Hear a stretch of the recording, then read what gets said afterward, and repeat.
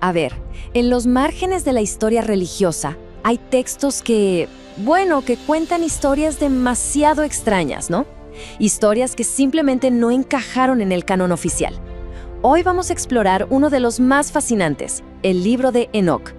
Piénsenlo, un capítulo prohibido que nos habla de ángeles, de gigantes y de lo que fue básicamente el primer apocalipsis del mundo.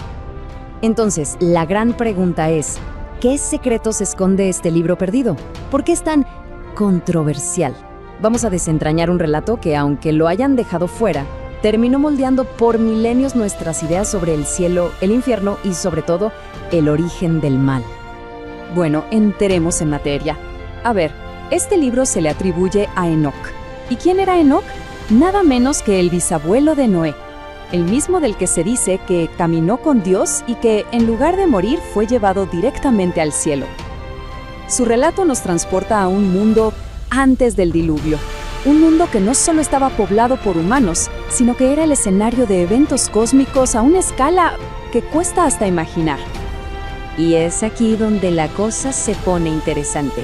Aquí empieza todo, con una transgresión celestial. Pero ojo, no es la típica historia de una rebelión en el cielo. No, esto es diferente. Es sobre una decisión, una sola decisión que cambió para siempre el destino de la tierra. Y todo comienza con un grupo de ángeles conocidos como los vigilantes. Imaginen la escena. El capítulo 6 nos la describe así. En los cielos, un grupo de ángeles, los llamados hijos del cielo, miran hacia abajo. ¿Y qué ven? A las hijas de los hombres. El texto dice que las vieron hermosas y las desearon.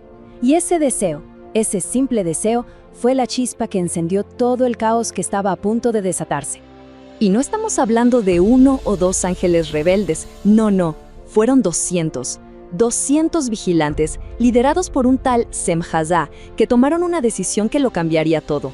Iban a romper las reglas del cielo, bajar a la tierra y tomar esposas humanas para sí mismos.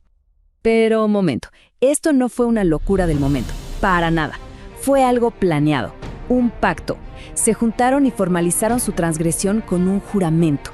Se prometieron unos a otros que nadie se echaría para atrás, que llevarían el plan hasta el final. Y este pacto, sellado allí, en la cima del Monte Hermón, fue el punto de no retorno. Y las consecuencias de ese pacto, fueron catastróficas. Ese único acto de rebelión desató una era de caos y corrupción total en el mundo. Porque esa unión prohibida entre ángeles y humanos no solo era romper una ley divina, era algo más profundo. Corrompió la mismísima esencia de la creación. Porque fíjense, estos ángeles no solo tomaron esposas, también trajeron consigo regalos, conocimientos prohibidos. Por ejemplo, un ángel llamado Azazel le enseñó a los hombres a fabricar espadas y escudos, o sea, el arte de la guerra, y a las mujeres el arte del maquillaje. Otros les enseñaron sobre hechizos, astrología, los secretos de las constelaciones. Según Enoc, fue este conocimiento, este regalo, lo que realmente desvió a la humanidad de su camino. Y claro, de estas uniones, pues no podía salir nada bueno. Dieron a luz a una descendencia monstruosa. El texto los llama gigantes, a veces conocidos como los Nephilim. Piensen en seres de una altura y una fuerza brutales, un híbrido, una criatura que simplemente nunca debió haber existido. El problema con estos gigantes es que tenían un apetito insaciable. El capítulo 7 lo describe de una forma aterradora. Empezaron a consumir todo, absolutamente todo lo que la humanidad producía. Se comieron las cosechas, el ganado, todo, hasta que no quedó absolutamente nada. Y justo cuando parecía que no podía ser peor, la historia da un giro todavía más oscuro. Una vez que agotaron todos los recursos, ¿qué hicieron los gigantes? Se volvieron contra sus creadores, contra la humanidad. El texto es brutalmente claro. Dice que devoraron a la humanidad. El mundo se convirtió en una pesadilla de canibalismo y violencia. La devastación fue tal que la tierra misma no pudo más. Empezó a clamar justicia. El libro cuenta que las almas de los muertos llevaron su lamento hasta las mismísimas puertas del cielo.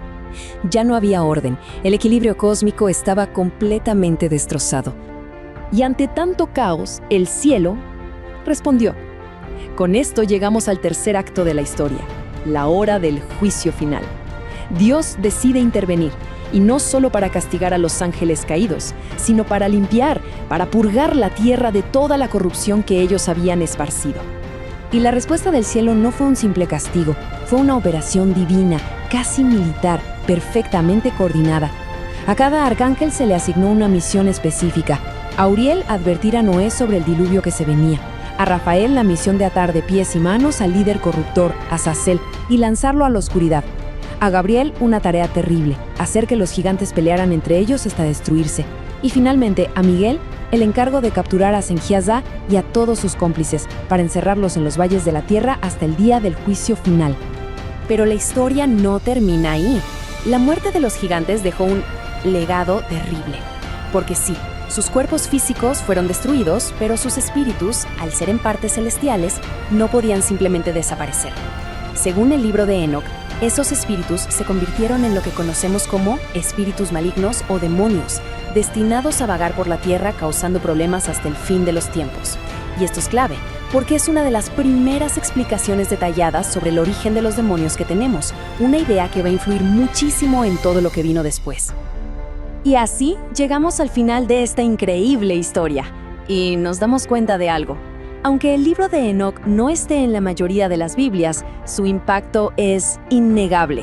Sus ideas se quedaron flotando en el aire y resonaron durante siglos, influyendo en todo. Pensemos un momento en todo lo que hemos visto. La idea de ángeles que caen del cielo, una jerarquía súper detallada de ángeles y demonios, una guerra cósmica entre el bien y el mal, la noción de que el mal viene de afuera, de una transgresión divina, y no de nosotros. Y por supuesto, la idea de un juicio final apocalíptico. Todas estas son ideas que hoy nos parecen súper familiares, ¿verdad? Bueno, muchas de ellas tienen sus raíces, una de sus versiones más antiguas y claras, justo aquí, en este libro. Su huella es tan profunda que se puede ver incluso en partes del Nuevo Testamento. Y todo esto nos deja con una última pregunta, una pregunta que es casi incómoda. Si este libro fue tan influyente, si dio forma a tantas de nuestras ideas sobre el bien y el mal, ¿por qué lo dejaron fuera? ¿Por qué se convirtió en un texto prohibido? Esa es la gran pregunta que queda flotando, ¿no? Una invitación a pensar en las historias que contamos, pero también en las que decidimos olvidar.